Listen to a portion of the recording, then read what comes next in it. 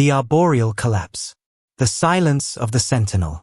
Dr. Anya Sharma did not need the blinking red warnings on her USDA Forest Service telemetry unit to tell her something was desperately wrong in the Redwood National Park.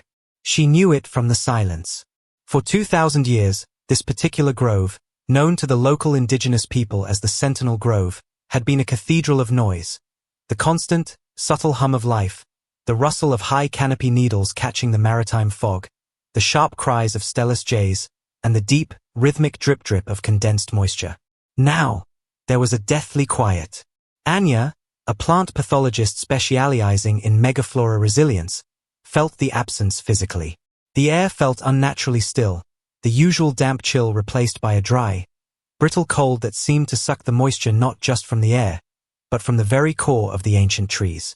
She stopped at the base of the great elder, a redwood estimated to be 2,200 years old, taller than any modern skyscraper she'd ever seen. Its bark, usually the color of rich, dark wine, was patchy, exhibiting alarming streaks of pallid gray. Where the lower boughs should have been thriving, there was noticeable canopy dieback, a crown thinning that was a five-alarm fire in the world of dendrology. Anya knelt, scraping away the forest floor litter. She knew the usual suspects: sudden oak death, root rot, or perhaps the relentless strain of drought. But the diagnostic data from the USDA's extensive sensor network was inconclusive. The soil moisture was slightly low, but not critically so. No major pathogens were flagged. Yet, the giants were collapsing from the inside out. "It's not drought, and it's not a fungus," she muttered, adjusting her Forest Service uniform cap. "It's a symptom of something we aren't measuring." The bureaucratic pressure. Anya's fieldwork was cut short by a call from her regional director, Mr. Wallace. Wallace was a man whose concerns were measured in budgets and political optics, not ecological health. "Dr. Sharma, the data reports are worrying, but the press coverage is worse." Wallace's voice crackled over the satellite phone. "The local newspaper is running headlines about a redwood ruin. The National Park Service is furious. I need a definitive statement on the cause within 72 hours, Anya. Something we can manage." "Sir, this is the Sentinel Grove. These trees predate the Roman Empire. They are collapsing across a 40-acre radius. This is not manageable, it's catastrophic," Anya countered, exasperated. "I need more resources, a deep-core drilling team, and permission to use the high-altitude LiDAR drone for a canopy analysis." "No deep drilling," Wallace shot back. "Too intrusive. We can't risk looking incompetent. Use the tools you have. Get me a headline: Redwoods suffering from natural seasonal stress. Buy us time.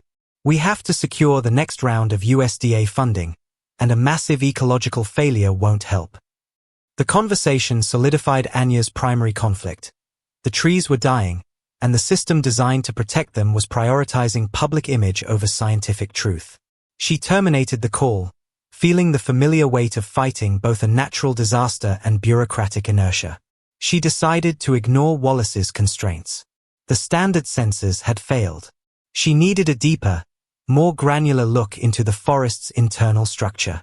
She looked at her field assistant, Ben, a young, tech-savvy local who usually operated the remote sensing equipment. "Ben, prep the LiDAR drone. We're doing the high-altitude scan tonight. Unauthorized, off the books. We need to see what the canopy is hiding before Wallace shuts us down entirely." The cryptic legacy. Anya's relationship with the Sentinel Grove was personal. Her grandfather, Old Man Elias, had been one of the first USDA forest rangers assigned to the area decades ago. Elias had taught her the Redwood secrets, how they communicated through their root systems, how the fog was their lifeblood, and how to read the language of the forest floor. After securing the LiDAR drone equipment, Anya drove to the tiny, weathered cabin where Elias had lived and worked until his death. She was looking for his journals, not the official USDA logs, but his private, often cryptic notes that chronicled the forest's subtle changes over half a century. She found them tucked away beneath a loose floorboard, heavy, leather-bound notebooks filled with neat, looping script, interspersed with detailed, hand-drawn maps that predated modern GPS.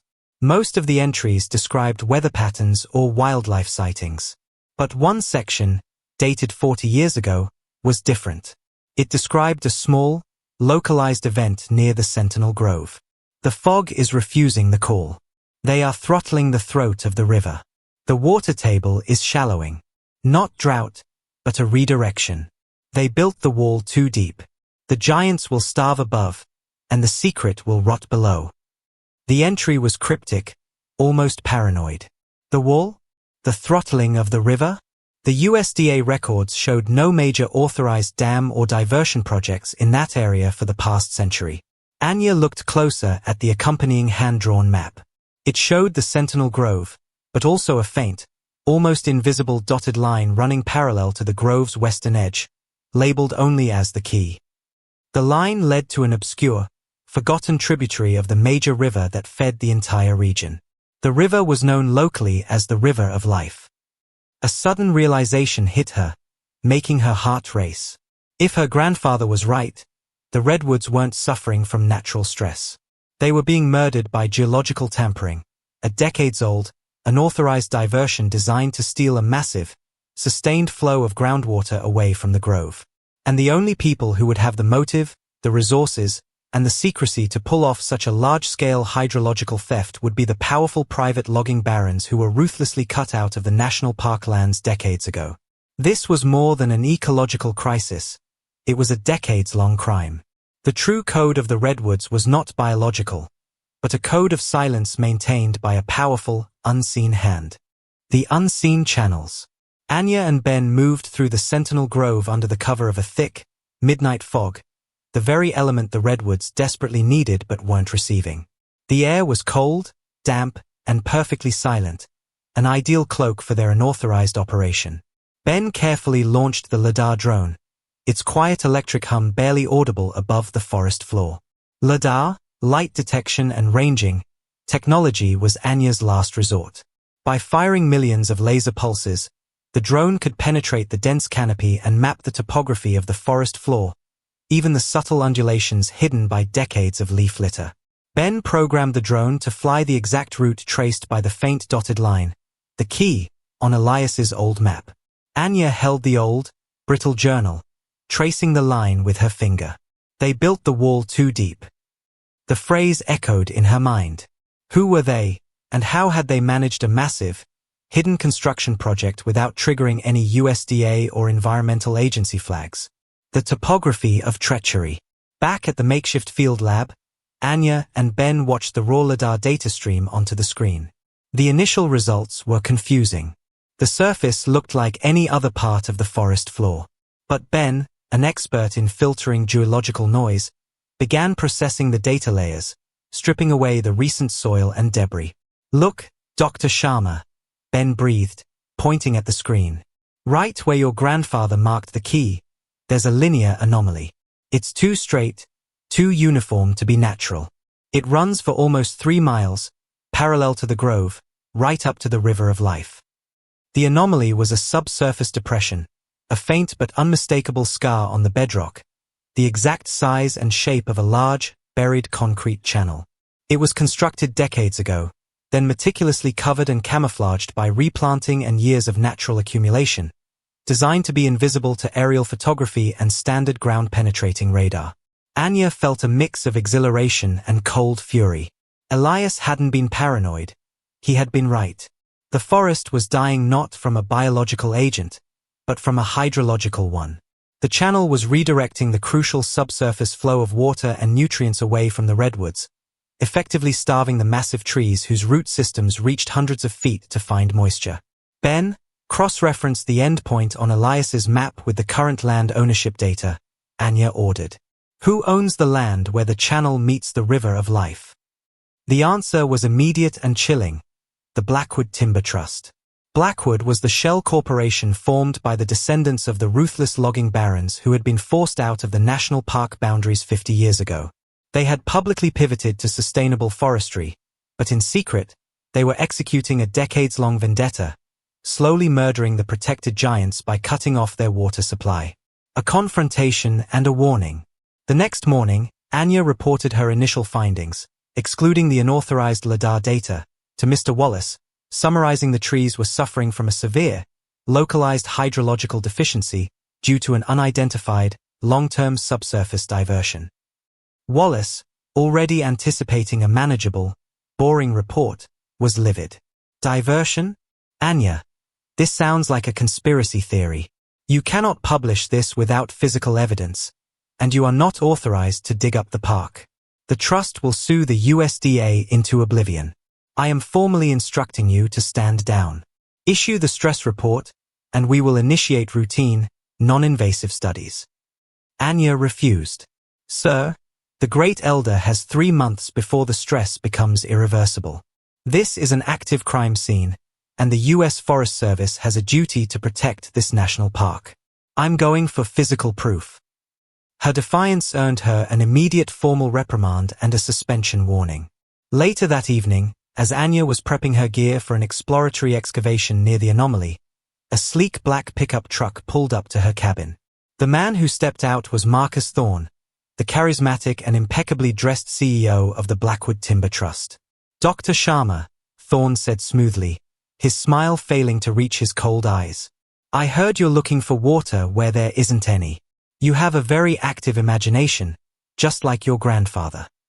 He didn't threaten her with a lawsuit. He gave her a cryptic warning.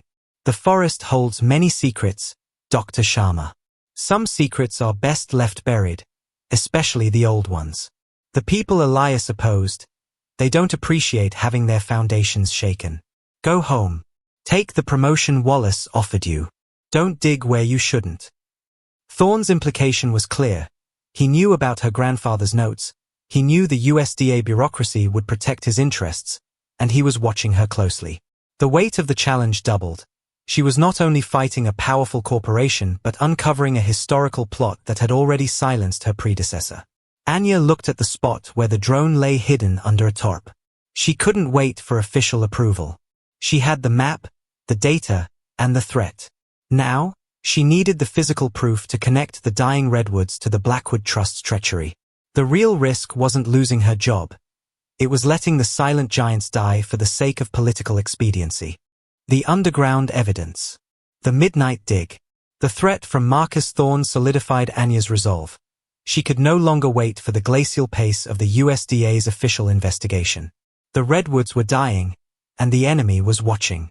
Under the faint, shifting glow of the moon filtering through the high canopy, Anya and Ben returned to the spot where the LiDAR data had revealed the strongest anomaly, a small, seemingly unremarkable mound near the Sentinel Grove's edge.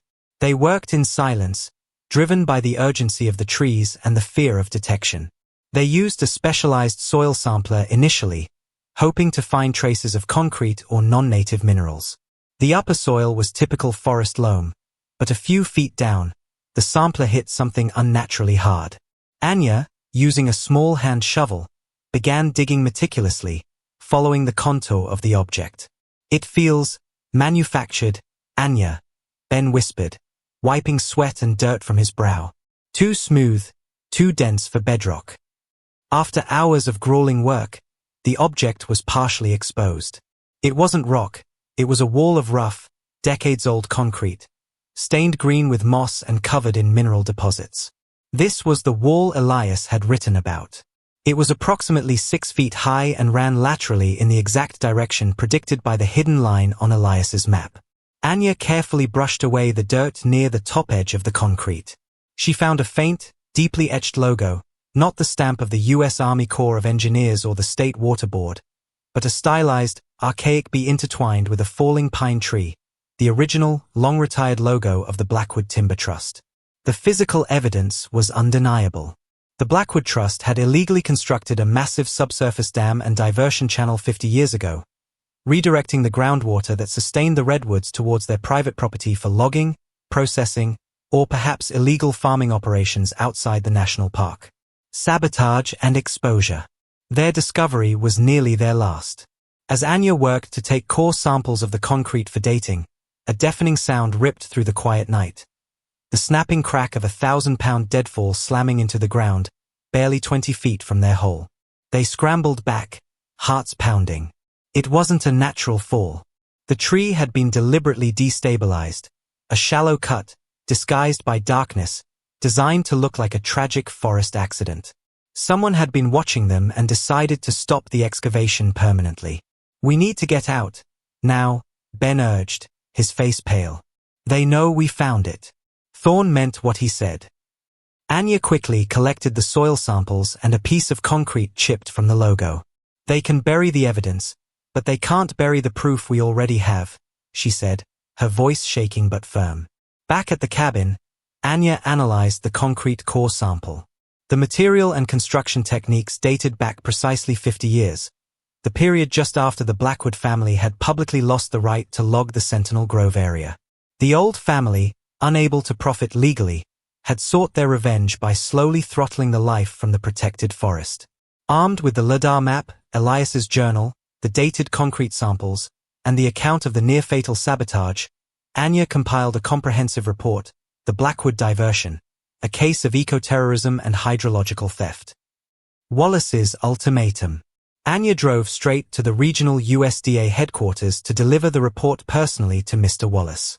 She knew the consequences of bypassing the chain of command, but the immediate threat to the Redwoods and their lives demanded swift action. Wallace read the report, his face shifting from disbelief to cold, calculating fear. He didn't fear the ecological disaster. He feared the political fallout and the massive liability the USDA would face for failing to detect a 50-year-old crime. "Anya, this is career suicide," Wallace hissed, slamming the concrete sample onto his desk. "You conducted unauthorized aerial surveillance, violated park excavation laws, and are leveling charges of eco-terrorism against one of the state's largest landowners. We are a government service, not a vigilante operation." He made her a final offer, a calculated political maneuver. "I will bury this report. You issue a statement attributing the dieback to complex climate factors. In exchange, your suspension is lifted, and you get a promotion and transfer out of this region. The Redwoods die slowly anyway, Anya. Don't die with them." Anya looked at the concrete chunk, at the faint B logo, a symbol of long-term greed and malice. "Sir, if I bury this, I violate the oath I took to the Forest Service. The Redwoods are the lungs of this coast. I'm not leaving until the water returns." She knew the official channels were dead. Wallace would bury the report, and the trees would die in silence. She had one last recourse, the USDA Office of the Inspector General, OIG, the Internal Affairs and Anti-Corruption Unit, and the Court of Public Opinion. She decided to use her grandfather's last volume of silence to make the loudest public noise possible. The whistleblower's leap. The point of no return. Anya stood in the pouring rain, the chill mirroring the cold knot of determination in her stomach. Mr. Wallace had given her an ultimatum: bury the truth and save her career, or expose the crime and become a pariah. She chose the latter. The survival of the Sentinel Grove, a natural monument thousands of years old, outweighed any personal cost. She knew she couldn't rely on the USDA's Internal Affairs, OIG. The Blackwood Trust's political influence was too deep, and the slow bureaucratic process would give Thorne enough time to destroy the concrete evidence she and Ben had uncovered. Her only recourse was the one thing Wallace and Thorne feared most: public exposure. Anya reached out to Eleanor Vance, a renowned investigative journalist known for her environmental reporting and her uncompromising integrity. Eleanor had previously tangled with the Blackwood Trust over land use disputes and had the resources and resilience to handle the inevitable legal and corporate counterattack. They met covertly at a small, anonymous diner miles away from the park boundary. Anya handed over the encrypted file, the LiDAR map data, her grandfather Elias's journal excerpts, the dated concrete core samples, and her meticulously documented report, The Blackwood Diversion. "This isn't just a local crime, Eleanor," Anya said, her voice low and steady. "This is a 50-year, slow-motion act of eco-terrorism engineered by the Blackwood Trust to take revenge on the federal government by killing the oldest trees in the country. The USDA knows, and they are suppressing the evidence."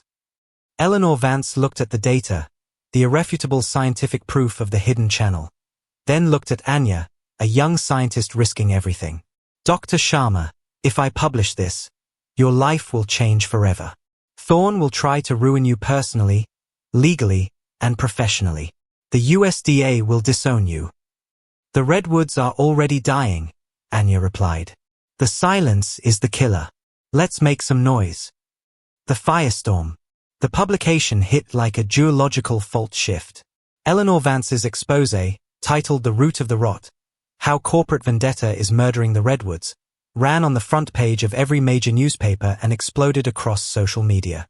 The combination of cutting-edge satellite imaging, concrete physical evidence, and the romantic, tragic backstory of her grandfather's decades-old warning was explosive. The public outcry was immediate and overwhelming. Environmental groups mobilized, demanding federal intervention. The USDA found itself in a defensive posture, caught between Wallace's attempts to discredit the report and the indisputable evidence of a massive crime committed on federal land. Mr. Wallace held a panicked press conference, attempting damage control. He formally announced Anya's suspension, calling her findings unverified, unauthorized, and reflective of a rogue agent's personal vendetta. But the attempt backfired. By discrediting Anya, he only amplified the narrative that the USDA was attempting a cover-up. Marcus Thorne, CEO of Blackwood Timber Trust, issued a flat denial, calling the report a libelous, baseless attack based on conspiracy theories concocted by a disgruntled former employee. Blackwood's legal team immediately filed injunctions and threatened a massive lawsuit against Eleanor Vance and the newspaper, attempting to block further publication of the sensitive LiDAR data. The code becomes danger. The public firestorm saved the Redwoods by forcing the issue, but it made Anya and Ben immediate targets. Thorne, now fighting for the survival of his billion-dollar corporation and his family's dark secret, moved from veiled threats to direct action.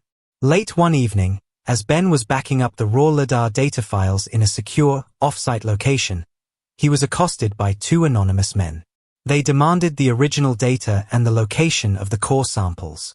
Ben managed to escape with the encrypted drive, but his backup site was ransacked and his equipment destroyed. Anya realized they were no longer dealing with corporate espionage.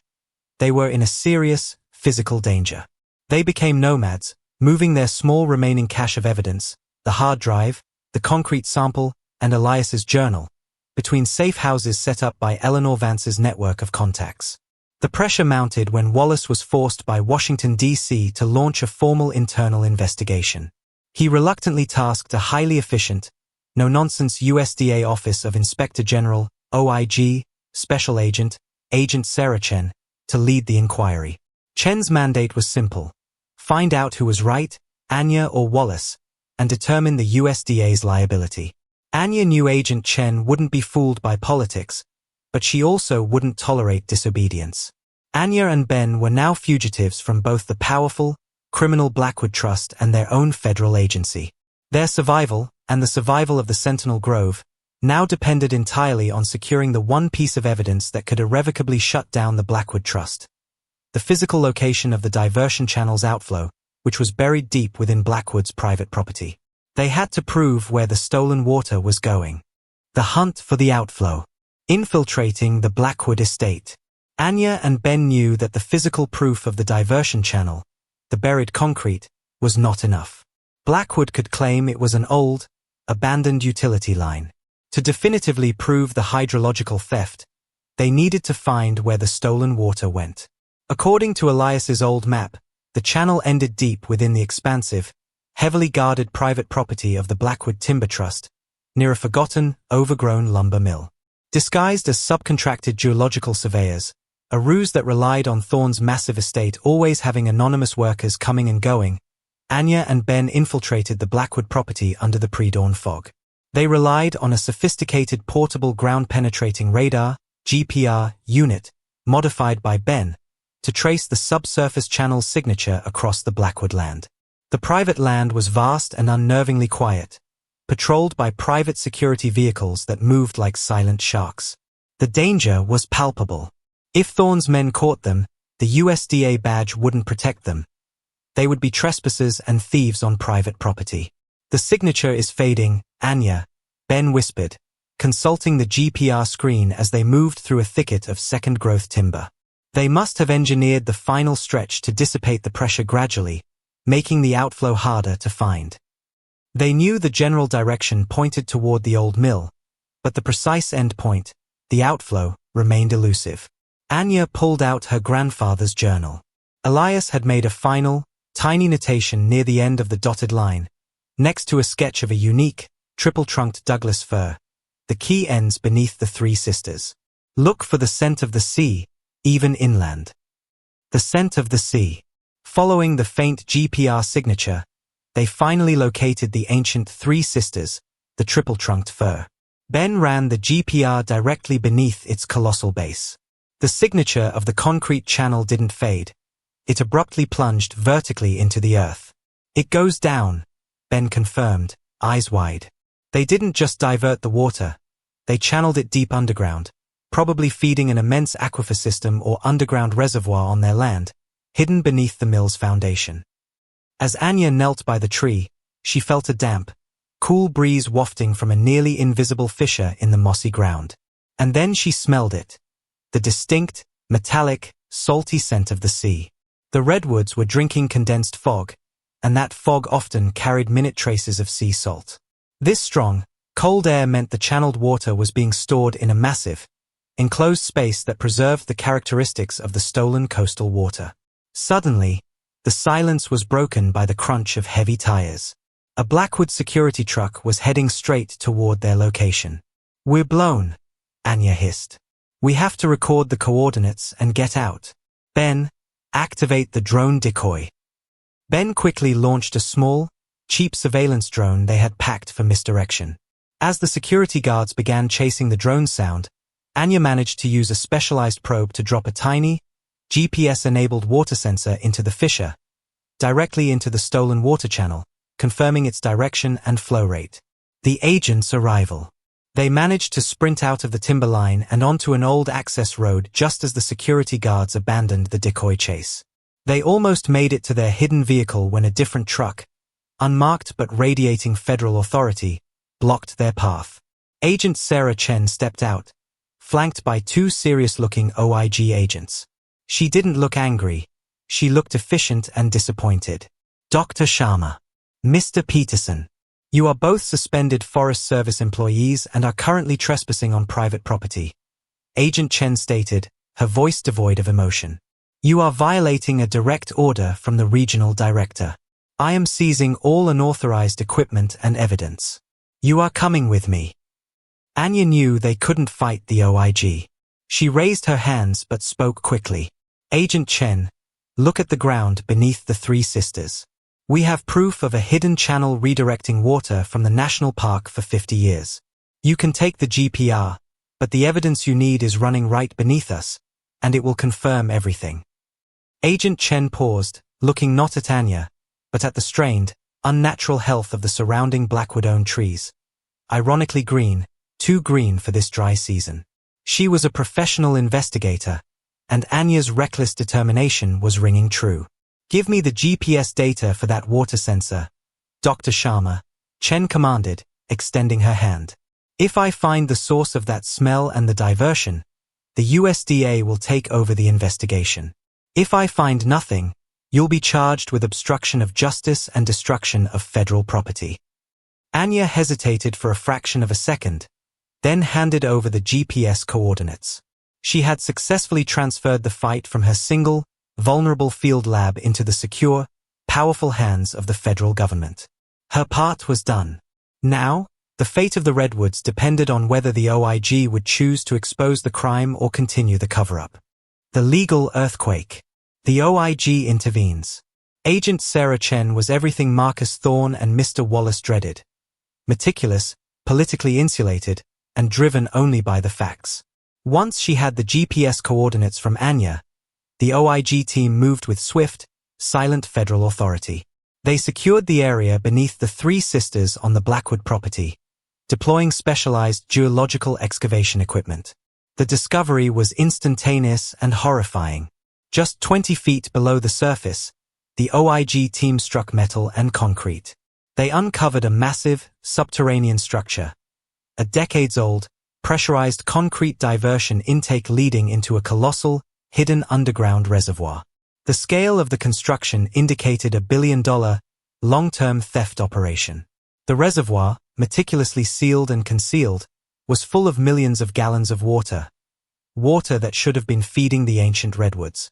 The OIG used Anya's water sensor data, proving that the water within the reservoir had the exact unique hydrological signature, including trace coastal minerals of the subsurface flow feeding the Sentinel Grove. The scientific evidence, combined with the unearthed, logo-etched concrete structure that matched Elias's journal and Anya's LiDAR scans, created an irrefutable case against the Blackwood Timber Trust. The investigation quickly shifted. Agent Chen subpoenaed all historical Blackwood land and financial records. They uncovered the original scheme. A vengeful family, cut off from legal logging, had created a separate, highly profitable underground water farming business on their land, financed by slowly killing the protected national forest. Wallace's downfall. The scandal hit the USDA regional office with cataclysmic force. Mr. Wallace, already facing intense scrutiny, was immediately placed on administrative leave and quickly terminated for obstruction of a federal investigation and suppression of critical ecological data. His priority of political expediency over environmental protection had not only endangered the Redwoods but had crippled the agency's credibility. Agent Chen, in a carefully managed press briefing, confirmed the findings. She announced that the USDA, in collaboration with the Department of Justice, was filing the largest environmental damages and hydrological theft lawsuit in state history against the Blackwood Timber Trust, seeking billions in reparations. Marcus Thorne, once the untouchable titan of the industry, was publicly disgraced. The stock of the Blackwood Trust plummeted as investors fled the criminal enterprise. Thorne attempted to flee the country but was apprehended at a private airstrip. The decades-long silence purchased by the Blackwood family had finally been shattered by the sound of federal handcuffs. The return of the river. While the legal battle raged in the courts, the environmental fight demanded immediate action. The Great Elder in the Sentinel Grove was nearing the point of no return. The USDA, now under the temporary leadership of an emergency management team, prioritized the ecological repair. They utilized heavy engineering crews to surgically breach the concrete diversion dam. Anya and Ben, though still technically suspended until the OIG cleared their unauthorized actions, were brought back as essential technical consultants. They stood near the breach site as the final charges were set. At a pre-dawn moment, the explosives detonated, ripping open the ancient concrete dam. The sound was not destructive. It was liberating. A powerful, sustained torrent of trapped, life-giving water surged from the diversion channel and back into its natural subsurface flow path, heading directly toward the Sentinel Grove. Anya watched the river flow, thinking of her grandfather. Elias had known the secret, and now, 50 years later, his truth was restoring the natural order. It was a victory not just for science, but for persistence, the understanding that natural systems, like truth, will always seek their level. The first drink. A week later, the Sentinel Grove showed its first signs of hope. The sophisticated USDA sensors, which had only registered decline, finally detected a change. The deep root moisture levels in the Great Elder had stopped falling and began a slow, steady climb. Anya walked through the forest, the usual damp chill finally returning to the air. She stopped beneath the massive boughs of the Great Elder. She didn't see an instant recovery, which was impossible for a tree this size, but she saw something far more important: resilience. The pallid gray streaks on the bark seemed less pronounced, and the high canopy dieback had stabilized. She put her hand on the cold, rough bark. The redwoods were drinking again. The trees, which communicate through chemical signals and root networks, were sending a subtle, collective message, a silent, powerful volume of relief and revival. The long, slow murder had been halted. The code of the redwood had been deciphered, the conspiracy exposed, and the balance of nature, with the aid of human persistence and federal authority, was slowly being restored. The restoration and the redemption. The trials and the trust. The legal battle against the Blackwood Timber Trust was long and arduous, but the evidence gathered by Anya and the OIG was ironclad. The revelation of a 50-year scheme of hydrological theft to sabotage a national park shocked the nation. Marcus Thorne and several high-ranking Blackwood executives were indicted on federal charges of conspiracy, environmental crimes, and fraud. The massive civil suit filed by the Department of Justice resulted in the Blackwood Trust being dismantled and its assets seized for environmental reparations. The USDA Forest Service, under new leadership, initiated the Sentinel Grove Restoration Project, a massive, multi-decade effort to heal the wounds inflicted by 5 decades of water starvation. Anya and Ben were fully reinstated, their records cleared and their actions officially deemed necessary whistleblowing in defense of public trust. Ben was promoted to lead the technology division of the restoration project.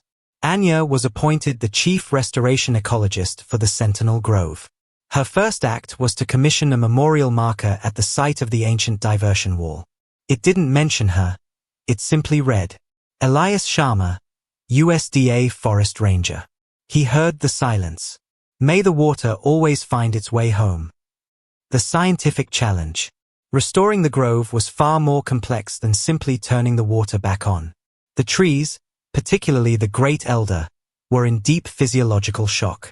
Their cellular structures had adapted to severe drought, and a sudden, massive influx of water could be as damaging as the starvation itself.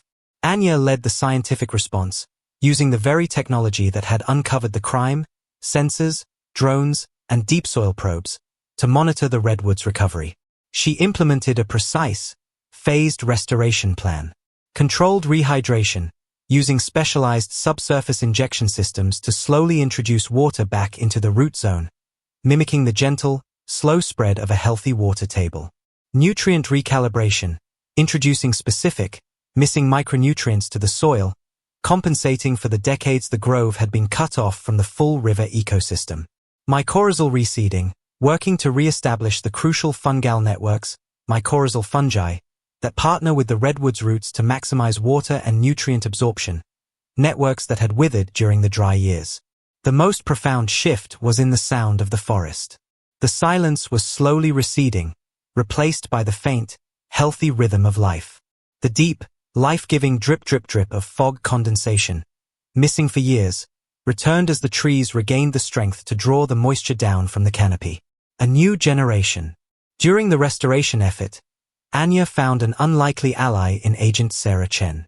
Chen, now head of the OIG's new Environmental Crimes Unit, developed a deep respect for Anya's dedication.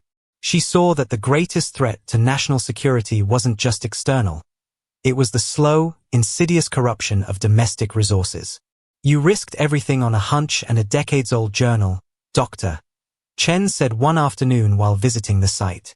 Most people would have taken Wallace's offer. My grandfather taught me that the Redwoods are slow speakers, Agent Chen, Anya replied, watching the crew install a new monitoring station. They speak in centuries. If we don't listen, we miss the code. My job is to translate that volume for those who only listen in quarterly reports. Anya had transformed the Forest Service station from a dusty, neglected outpost into a vibrant research center. She often found young ranger cadets and aspiring ecologists visiting, drawn by the story. They came to learn the science of restoration, but they stayed for the philosophy, the idea that science could be a tool for justice, not just a career path. She opened up her grandfather's cabin as a small, informal museum. She framed the crucial journal entry, "The fog is refusing the call. The giants will starve above, and the secret will rot below." Anya understood that her true legacy wasn't just saving the great elder. It was ensuring that the government service, the USDA, would never again fail to listen to the whispers of its most vulnerable assets. Her fight had redeemed her grandfather's quiet crusade and established a new, unwavering commitment to environmental vigilance within the federal agency. The silence had been broken forever.